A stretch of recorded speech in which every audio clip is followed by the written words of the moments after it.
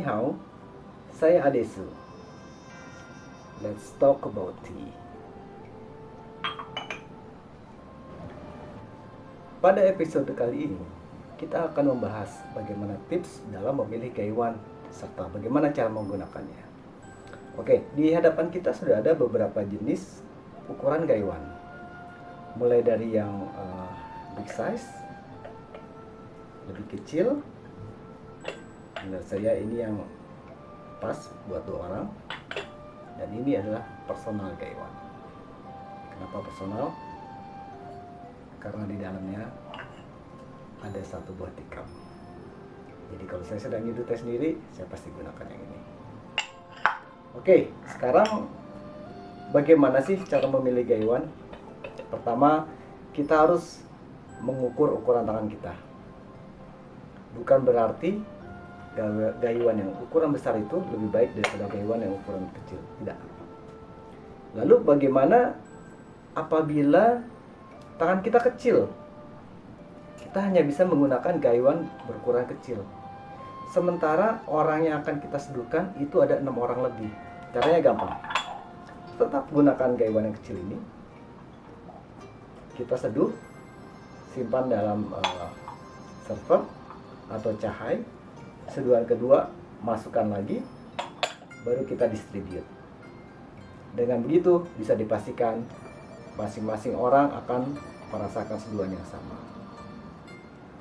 Oke, bagi kalian yang bertangan besar, of course no problem, menggunakan gaiwan berukuran besar.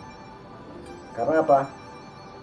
Karena kalian tidak akan susah payah untuk menggapai dimensi dari si gaiwan ini, outer dimension.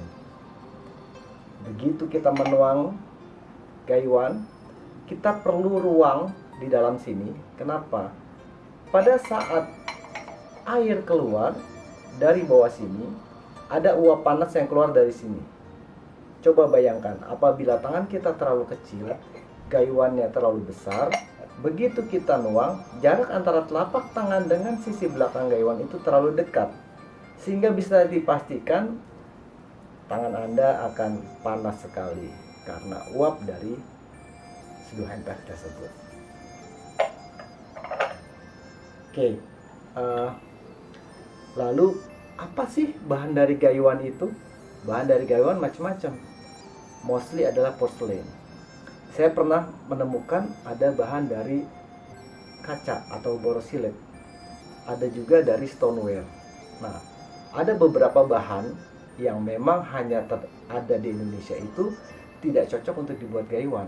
Masalahnya apa? Kayak salah satu dari bahan yang saya sebutkan terakhir. Dimana mereka itu untuk menggapai panas yang ideal itu membutuhkan waktu yang lama. Namun, begitu dia sudah panas, dia tidak turun-turun panasnya. Jadi bisa dibayangkan betapa tersisanya tangan Anda pada saat Anda menyeduh. Oke. Dari sesama porselen pun belum tentu nyaman Anda gunakan. Saya pribadi, saya malah nyaman menggunakan yang kecil ini. Kenapa? Mungkin bisa Anda lihat. Jarak antar kupingan ketutup ini cukup lebar, sehingga ini lebih dingin ketimbang yang ini. Dia lebih pendek jarak sininya. Jadi otomatis ketika saya menyeduhkan buat 4 orang, saya harus menaruh air agak full di sini, sehingga ini akan cepat panas. Namun lagi-lagi sebagai tea sommelier atau penyeduh teh, kita harus bisa menjaga ritme. Pertama, kita bisa menjaga ritme terhadap hasil seduhan, di mana tidak selamanya setiap kita tuang, para orang yang kita seduhkan itu harus langsung meminum tehnya. Enggak. Semua kontrol ada di kita. Kita pastikan tamu yang meminum sajian teh kita itu aman, tidak kepanasan, tidak kedinginan. Bagi kita juga dengan mudah kita akan mengontrol panas dari si gaiwan ini. Jangan lupa setelah digunakan gaiwan, tutupnya dibuka. Banyak orang menaruh begini, banyak orang menaruh begini ya, atau begini. Cuma bisa dipastikan ya, kalau kita menaruh begini, ini kan tidak higienis. Jadi saya selalu membiasakan saya menaruh sebuah tikar sebagai alas tutup gaywan. Kenapa sih naruhnya seperti ini? Kenapa nggak seperti ini? Itu ada filosofinya. Filosofi Chinese adalah lebih baik tangan di atas ketimbang tangan di bawah. Jadi lebih baik kita memberi daripada kita meminta-minta. That's a good philosophy. Oke. Untuk range harga. Range harga kalau di online shop itu ada kisaran sekitar 150.000 up sampai 500.000 ada. Ada satu yang saya keep di kantor, itu enak sekali. Jadi gaywan saya, favorit saya ada dua. Satu saya keep di rumah yang ini. Ini saya tidak tahu harganya berapa karena ini pemberian dari guru saya. Jadi hadiah pada saat saya belajar dengan beliau. Yang satu itu saya beli sudah agak lama. Sepertinya bahannya entah dari porselen atau dari bone ya waktu itu ya. Saya taruh di kantor. Jadi memang itu perangkat saya untuk nyeduh teh di kantor. Oke, apabila masih ada pertanyaan, taruh di kolom komen. Kita lanjut cara how to use gaywan.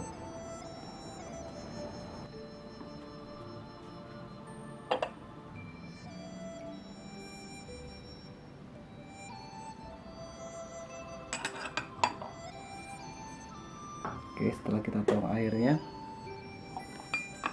kita posisikan tutupnya seperti ini ya. Kasih ruang sedikit untuk air yang mengalir. Lalu jangan pegang bodi sebelah sini, kita pegang kupingnya. Kita pegang bagian kupingnya ya. Ada beberapa orang yang menggunakan seperti ini, cuma saya lebih suka seperti ini. Jadi posisi ujung pegangan tutupnya itu ada pada ruas telunjuk seperti ini ya. Kita langsung tuang.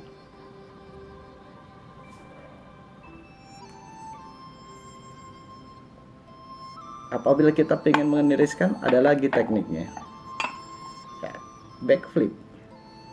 Kita menggunakan ini jari telunjuk, sikunya masukkan ke dalam ini ada lubang ya, kita masukkan ke dalam sini ya. Kita masukkan ke dalam sini ya, kita lakukan backflip. Maka bisa dilihat masih ada beberapa tetes dari teh yang masih bisa mengalir.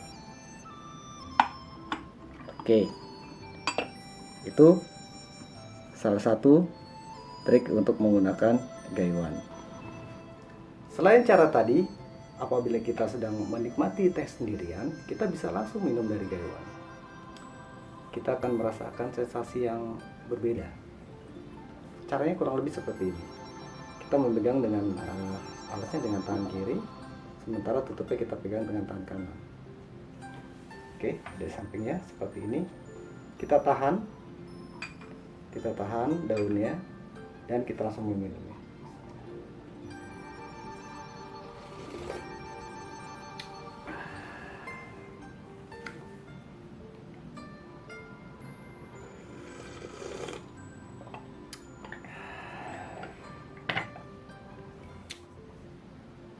Tidak ada kata terlambat untuk mencoba. Awalnya memang tangan kita akan terasa panas. Saya pun dulu begitu. Cuma lama-lama saya mulai merindukan rasa panas itu sendiri. Kenapa? Bisa dibayangkan berapa banyak syaraf dari tubuh kita yang ada di telapak tangan kita ini. Ya. Pada saat kita menyeduh, tanpa terasa syaraf kita akan bersentuhan dengan hawa panas itu sendiri. Baik dari gaywan ataupun uap dari air seduhan teh. Dengan begitu, syaraf kita akan jadi lebih rileks, recharge, istirahat kita akan lebih berkualitas, dan tentunya insya Allah hidup kita akan lebih bahagia. Terima kasih. King Yongcha.